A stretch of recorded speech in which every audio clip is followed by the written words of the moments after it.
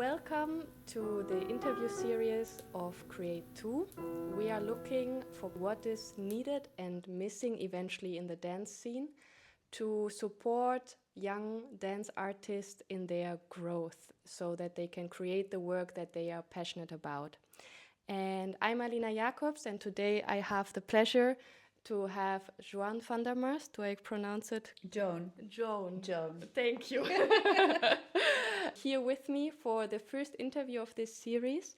And you are, from what I heard, from what I read, internationally and nationally a recognized dance teacher, but also choreographer, researcher, coach and advisor. And in the Netherlands, you had a lot of impact in very important institutes. Beyond the national work, also internationally in very different countries, from Croatia, Italy, to the US, Russia, Germany, I think probably almost everywhere. Thank you for coming. Nice. Well, of course, I started dancing as a child, and that's where I think every professional person in dance, that's where it starts. That's where the fire gets lit. And of course, it's the same with me. Then when I was 10 years old, we moved to another place, and that was great for my later career, I realized, because it was a bigger place, and then you had more dance teachers and more comparison. So there I found out, there is more than only classical ballet. There is a whole professional world going on. And already then one of my dance teachers said, you're doing ballet, but I think modern is your talent. You know, then we were only talking about modern in those days. And so I started to do audition. I was accepted in Codarts. At that time it was called the Rotterdamse Dance Academy. And that was the one that I connected to most. And that, of course, was at that time the only modern academy in Holland. So my teacher was right. Yeah, and there it starts. You come into a world where you work with many professional teachers. That's actually the essence of where I was coming from, where my source of professionalism. And also there were some teachers that really influence you a lot, that are actually the root of how you see things. And one of the things there was really this holistic approach of the human spirit, the human body, the human dancer. And I always loved teaching, and I thought I will become a teacher. But only in the academy I realized, and also my teachers promoted me to come and dance with the dancers. And then I found out, I can also be a dancer. You start to become a creator. So for me, from that Codarts, it was always like teaching, dancing, and choreographing, making is completely integrated. And I think that's the essence of modern dance anyhow. A creator is a teacher. A creator is a human being. When you work with dancers, you have to train them. So, and this was always my work. Whatever I did, as a dancer, as a teacher, as a choreographer, always, until the day of now, everything is integrated. My former teacher from the academy, her name was Dorle Hofman. She already passed away. And she asked me, can you come back to Holland to teach, to take over my job? I said, okay, that's maybe a good period in my life now. I come back and I try for a year. And then I stayed at Codarts for 27 years, I think, teaching. 2006, I was the artistic director of Dance and Child International here in the big conference in the Netherlands. And that was actually my stepstone to an international career. I was asked then to come and teach in many academies. I wrote a curriculum for a new program together with some colleagues for a new contemporary dance academy in Zagreb. And since then I'm teaching actually all over the world. Yeah. And mainly for developing teachers' programs and teachers' workshops. What for me is the most essential in my work, what is binding everything together, is Laban Movement Analysis.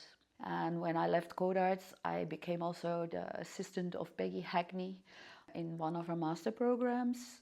So I worked with her for 2 years quite intensively, and after that, that kind of work was booming. So this movement system is really the core of all my work. It's connecting all the work. When I'm choreographing, I'm using it as a dramaturgian tool. In my teaching, I use it as a self-reflective tool. I use it as an analytical tool of my students. I use it in creating my movements and my progressions in dance. Yeah, it's my base and it's my backpack.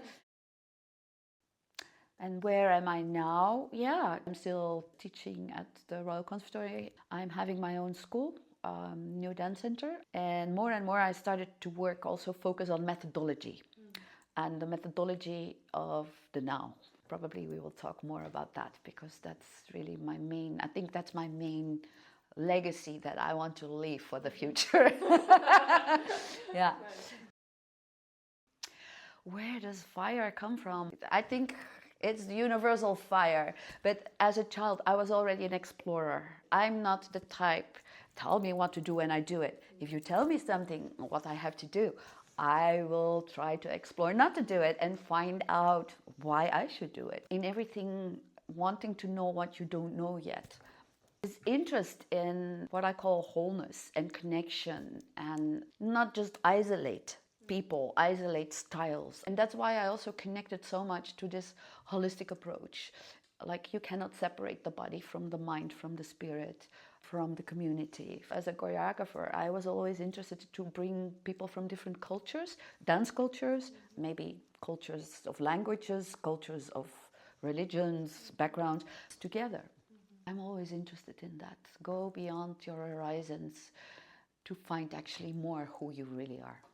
Yeah, I really believe that if you just stick to this small world, this small environment, you cannot really know who you are. No, it's just a fire you go. Because if you have this drive, and if you're good, if you have both, if you really have this internal fire and this drive for becoming better and improving and challenging the best possible way, I think then your path in life happens by itself.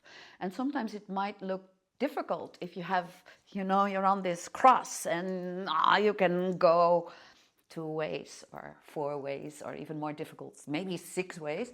Okay, those points in life are difficult.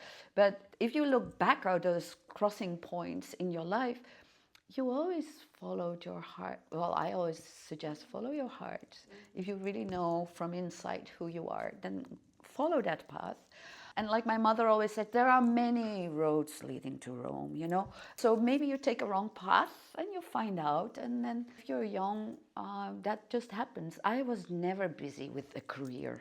I just had a drive and I knew that I want to challenge everything, what was possible. And then life is guiding you where you really have to go. And I'm not in the end of my career yet, but I'm going towards it. I passed the middle for quite some time. But then you can look back and you realize, yeah, but there's some essential main red threads that are always there. And trust that. That's the thing I also advise for young dancers. Trust that. Don't stress about it. Just take and choose, and if it's the wrong choice, go back and find your way. I also advise a young teacher always take everything what you can, and then you will find out what is your passion, what is your best quality, where you find your fulfillment, where students appreciate you the most, and then go. But you never find out if you only do one thing. And if you're very good and if you're very open and very interested in many, many things, yeah, you get a bit overworked. Okay, but that's not your next challenge. If you're overworked, you have to make choices and then, it goes by itself. Yeah. Although it's a bit different now than when I started. I never had any financial problems. We didn't need much to live. I mean, in the arts, it's not a fat pot, as we call it, so the salaries are not great. But when I was a young dancer and a young teacher, we didn't need to pay 2,000 euros for renting a small place, or we didn't need 200 euros per month to get your health insurance. or buying one bottle of water for €2 or something, you know. Life is so expensive now, so that really has changed. So the pressure of earning money is much intenser and gives much more stress, I think, for a young dancer and a young teacher. The only thing I always say, if you really have to work hard, if you, besides being a dancer, have to work as a cleaner or as in a restaurant or whatever, no one ever died of hard work. Stick to your passion. That's your drive. That's your fire. Keep it burning and find a balance. Then there will be a way somehow. And there's a lot of work as a teacher. Then the problem is, if you're a dancer and starting to teach, I think, ooh, that's also... But if you love dance and if you love people, then teaching is still a way to survive. Yeah, I always have been teaching and I love teaching. Every age is special. I have to start being efficient with my own energy. Where do I have the biggest impact? So now I really focus more on teaching teachers because they can do all the work. I'm now developing more ways to leave the legacy in writing or making films or creating ways to leave the methodology and the knowledge. Yes, in Croatia, I developed this curriculum, this academy, and it's a contemporary teachers program. I teach this also in Italy, in Macedonia, in Ljubljana. I've been teaching a lot in Russia. Still, I try to still connect. It's very hard politically, of course, and I want love to separate politics with the arts, but it's really hard now. They create their own things, so also very interesting things happen, but they also suffer a bit. There's a lot of money and there's a lot going on in Russia, but they cannot spend it internationally. Well, they go for other countries, but there's not this knowledge that they're looking for, what I'm talking about. Because methodology in contemporary dance, in creating choreographers, they really lack in many places in the world. In the end, this methodology is coming from the vision of modern dance, and it's based on this Laban vision of holistic approach of the human being in education. But it's applicable to any dance style. There where creativity and technique go hand in hand from the beginning on. That's the essence of it. In a perfect methodology, which is supporting and honoring the human being, together with creative skills. Yeah. And what I also started to integrate later is my knowledge in new learning. So a lot of methodology in teaching dance is based on how to teach dance, but not integrating the knowledge, how do people learn? And that is, I think, still the biggest problem in methodology in dance. Because if you know how the process of learning and that there are different learning styles in your students, integrating that in your methodology and in how you teach is a huge important issue.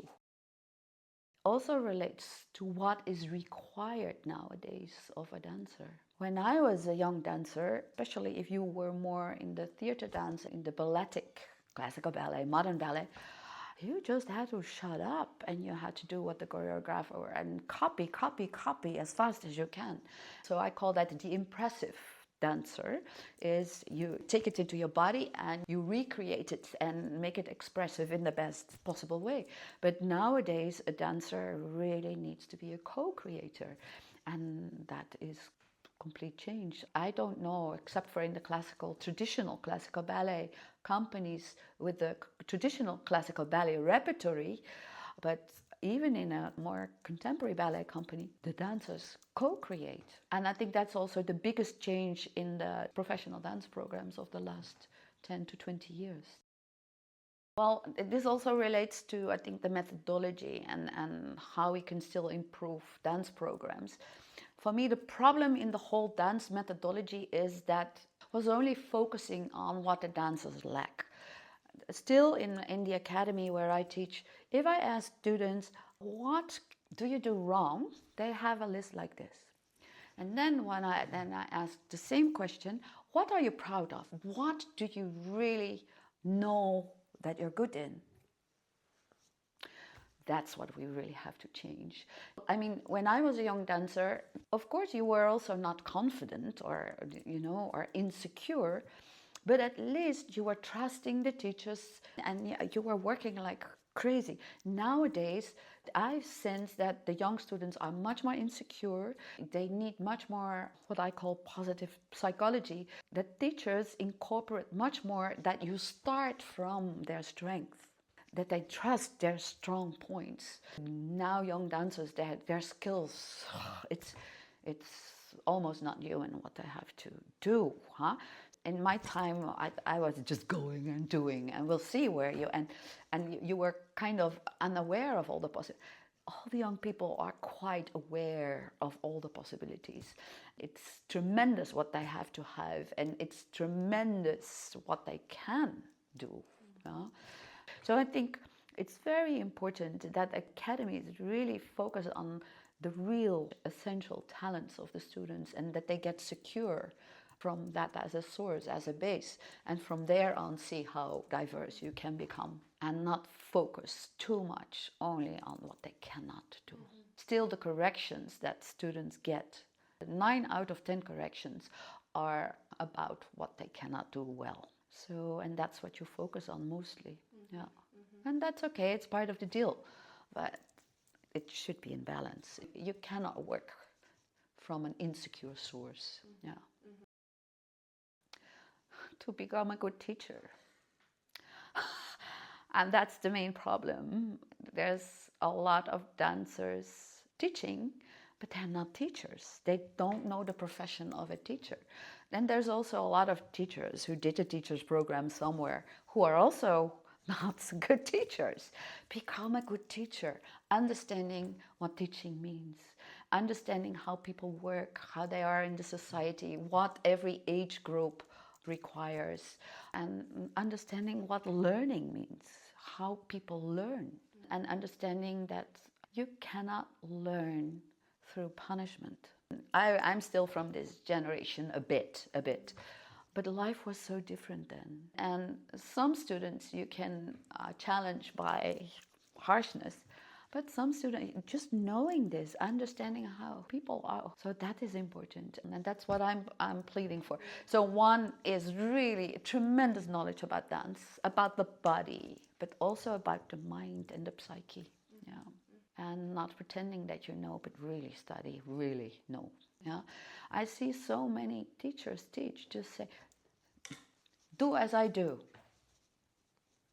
Then you don't understand how teaching works. Or only naming in their teaching the actions and the counts. Not talk about dynamics, not using metaphors, not using the voice as a dynamical tool, and not understanding that. But there's also great people, great teachers. I mean, in addition, it's required that you have any good technique. You don't need to do all the difficult skills, but that you have a good basic technique, and that you're able to work from what I call bound flow techniques, so controlled energy techniques, and that you can work from free flow techniques, which is what we call nowadays more release technique, or Limon kind of based technique, Laban based free flow techniques. And as a dancer, you have to be able to work on the floor and standing. Is a teacher able to provide that? Yeah? And then there is this creative aspect. If you only provide your students work through imitation, you limit, and then they won't pass an audition. If you have a natural talent, okay, we will see that in an audition, and it will be. But there's only few natural talents, and then the rest of the talents need to be educated. So that for me are the main problems. Still, ballet schools not wanting to let go their talented students, keeping them from themselves, but in a too limited way.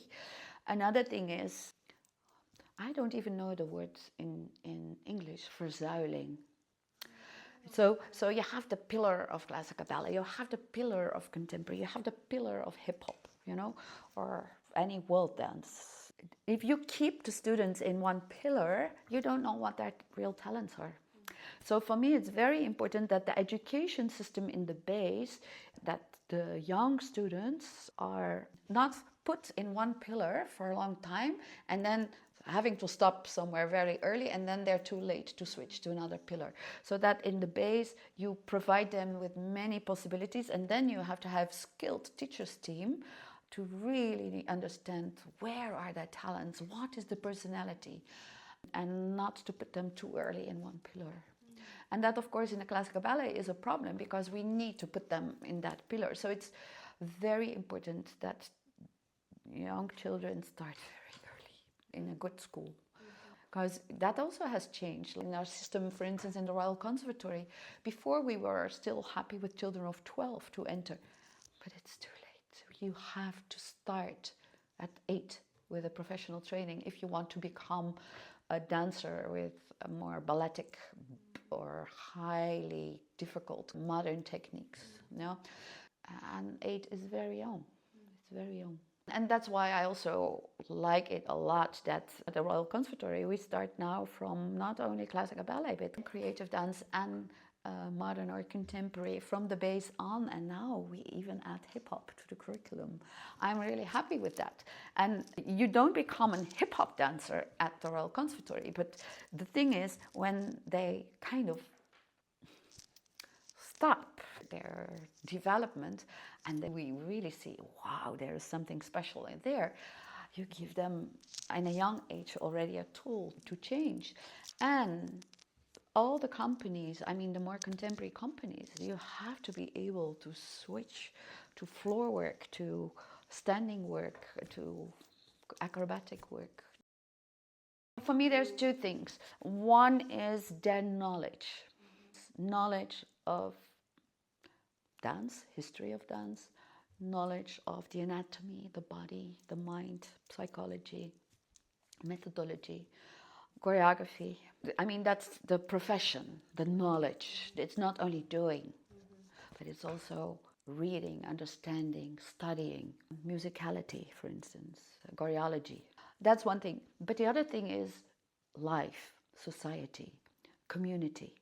The art of dance is not an isolated thing, but it's part of, you can really make society much richer through dance, but it's also important to connect dance. It's not an isolated form that you think of in the studio and you put on the stage and everyone has to like it, although maybe it's not connecting to anyone, but that you create for people. Dance is so important in mental health, in physical health, in social health, and that you play a role in society through your profession. How does dance help prevent dementia? I'm not talking about dementia when it's really in your genes, but how does it help people with Parkinson? Or how does it help people to have a better sense of their emotional life and understanding or self-worth, things like that? Dance is the most developed form for connecting all the parts of your brains. And we know now that it is. Take your responsibility, If you don't become the best dancer and you love dance and you have a lot of knowledge of dance, you can still put your dance in society in a very meaningful way. And sometimes there's still this, artist. I like elitaire kunst, but it doesn't mean this. Elitaire means you're highly developed, you're really extremely skilled. That is elitaire. I would love everyone to become like that, but not to look down, no, but to be excellent, reach out for your best potential. And I saw children who are really unhappy in life, who have problems in school, who have problems at home, and then through dance they get self-esteem, they have fun, they work together, they forget about their problems.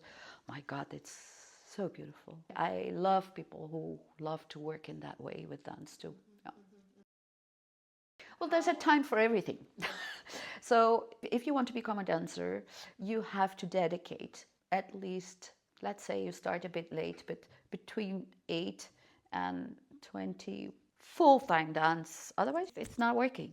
You have to dedicate yourself completely, like training. I think a lot of Dutch students are very lazy compared to other countries. Here in our academy system, we have for young students 14 hours dance training. It's not enough. I know Italians, they train 20 to 25 hours a week, So yeah, if then they're 18, they have a different level. But then you're an adult, and then you start a career as a dancer, start becoming part of society and understand, be open to what's happening in this world. Most of it will relate to what we already discussed. Find what's your real talent. Find what really connects to your inner spirit and heart. So take time to try out. Don't do that for 5 or 6 years. Give yourself, for instance, 2 years. I'm going to work like crazy. I try out everything. But then don't continue with that too long, because then you'll also spoil energy. And after that, those 2 years, maybe take a coach and find good teachers. Very often you stick to the teacher in your environment or the friend of your mother, or find the best teachers. They can advise you. And sometimes you stick to a school or in your village 4, 5, 6 years. Dare to travel, dare to step out. That's so important. And sometimes even one workshop with one right teacher or psychologist, sometimes you just find it more there, but with one person that really is enough. And then because you always know when you're on the right track. And sometimes it's good to be lost for a while, but then it's for a purpose. You have to understand the purpose of being lost. I always say my students, when they say, always in the end of the first year of the teachers programs, for instance, in Croatia, they start to complain, I'm so lost and I'm so confused. I said, I love it. This is my compliment, because that means you let go what you know and you start to open up for all the new things. So being lost is such an essential part. It's not good of being lost for years, but allowing yourself being lost for a while and letting go everything you know and open up for new things is crucial. Yeah, I'm thinking now of 2 things. Is still, I think, in the dance world, the knowledge of Laban Movement Analysis, and I'm not talking about the old-fashioned Laban system, really about integrated movement system, is still underestimated. The function and the worth and the benefit of it, that's one thing. Of course, it's my own cup of tea, but I wish everyone would know about this. That's one thing. And the other thing, I just became a member at large of the executive board of Dance and Child International, which is a worldwide organization.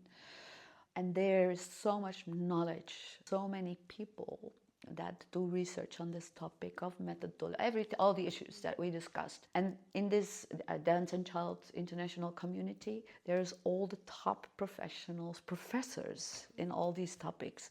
They are united in that organization. Benefit from that, benefit. I mean, there's so much knowledge united in the world, and very often we stay in our own little circle and we think we're the only one, but we're not. We're not. And the same for choreographers. They think they do something new. Look at your history. You're now finding out something in time and space. In the 60s, we did this, And it's okay that you reinvent the wheel, but please be aware you reinvent the same wheel. Don't pretend you're the inventor. Yeah. So that's I can talk for hours, but That's great. Thank you so much. It was Okay. a pleasure. Yeah.